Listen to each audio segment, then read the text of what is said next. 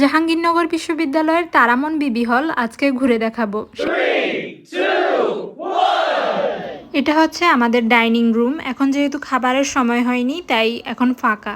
আর খাবারের পানির জন্য আমাদের গ্রাউন্ড ফ্লোরে 2টা ফিল্টার রয়েছে।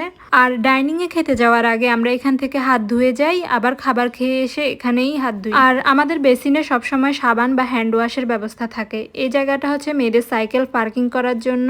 মেয়েরা যারা সাইকেল চালায় ওরা ওইখানে সাইকেল রাখে।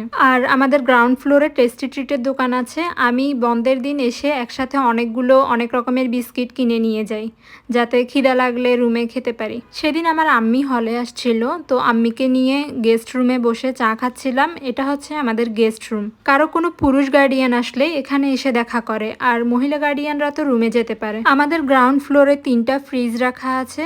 যদি কারো ফ্রিজে কোনো জিনিস রাখার থাকে ওরা এখানে রাখতে পারে। যদিও আমি কখনো রাখি নাই ফ্রিজে জিনিস, কারণ আমি হলে থাকি না। আর ভিডিওতে তো দেখেছই ওয়াশিং মেশিনের ব্যবস্থাও আছে আমাদের হলে। ওয়াশিং মেশিনে কাপড় দেওয়ার কিছু নিয়ম কানুন আছে, মানে আগে থেকে সিরিয়াল দিতে হয়, পরে ওরা টাইম বলে দেয় যে কয়টা বাজে আসতে হবে।